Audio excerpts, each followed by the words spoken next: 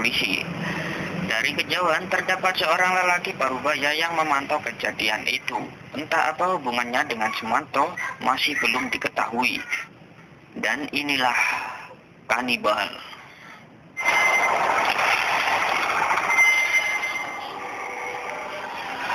Sumanto telah sampai di kantor polisi. Semua tahanan yang melihat bahwa itu Sumanto mereka ketakutan. Kemudian Sumanto mengeluarkan sebatang rokok Jisamsu. Karena tidak membawa korek api, dia menanyai tahanan yang lain untuk meminjamnya. Mereka langsung dengan cepat mencari korek yang dimiliki. Sampai di sini terlihat betapa takutnya mereka kepada Sumanto. Padahal Sumanto menunjukkan sikap sangat santai kepada mereka.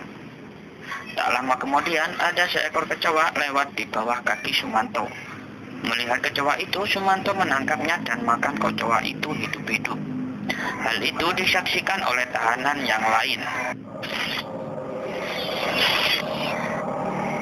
Scene berpindah ke seorang wanita bernama Lili yang akan bertugas untuk mewawancarai Sumanto di tahanan.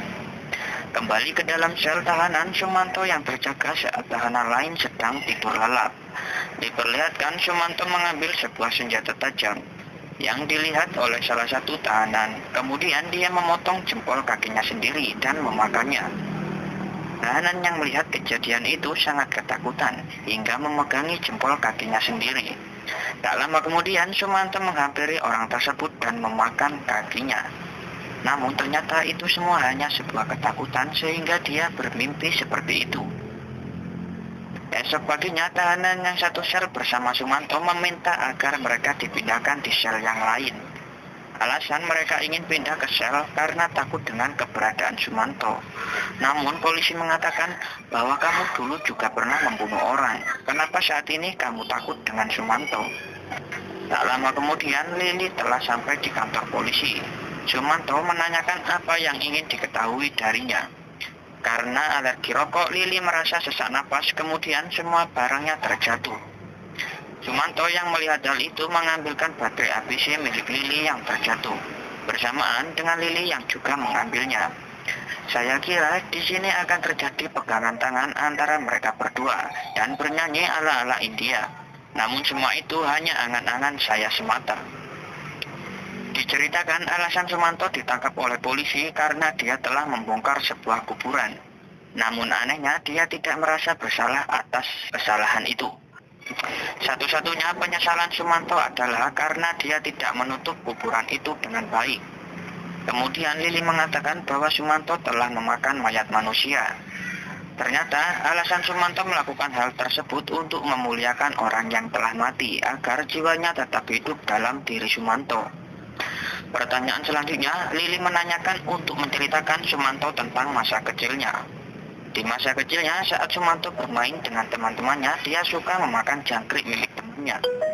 Karena tak menerima temannya mengajak Sumanto berkelahi. Saat berkelahi, Sumanto menggigit temannya. Karena hal itu, teman Sumanto tidak menyukainya. Setelah mendengar semua penjelasan dari Sumanto, Lili kembali ke hotelnya. Tapi di sana terdapat seorang lelaki parubaya yang mengikutinya. Dan tak lain, dia adalah seorang yang mengamati Sumanto di awal tadi. Lili yang berada di kamarnya mendengar rekaman Sumanto sendiri. Flashback ke masa lalu, Sumanto memiliki seorang pacar bernama Rasmini. Saat sedang berpacaran di tengah keindahan sawah, Waryo datang dengan temannya. Karena tidak suka dengan Sumanto, Waryo mengganggu mereka berdua. Bahkan membuang sepeda Sumanto ke sawah, karena tidak terima Sumanto memukulnya. Melihat hal itu, tentu teman-teman Waryo tidak tinggal diam. Mereka juga membantu Waryo untuk memukul Sumanto. Dari kejadian itu, Sumanto menyadari bahwa orang lemah selalu ditindas. Kemudian dia memutuskan untuk mencari ilmu kanuragan guna berjaga diri. Dia bertapa di sebuah tempat entah apa namanya, bertujuan untuk mendapatkan ilmu kanuragan. Banyak sesuatu yang menggoda Sumanto, bahkan sampai bidadari pun ikut menggoda. Namun, karena tekad Sumanto lebih kuat, dia berhasil melakukannya. Keesokan harinya, Lili mendatangi orang tua Sumanto untuk menanyai tentang masa lalunya. Orang tua Sumanto mengatakan, Sumanto tidak mau sekolah dan susah diatur. Hal itu membuat orang tuanya marah karena sekolah juga memakan biaya.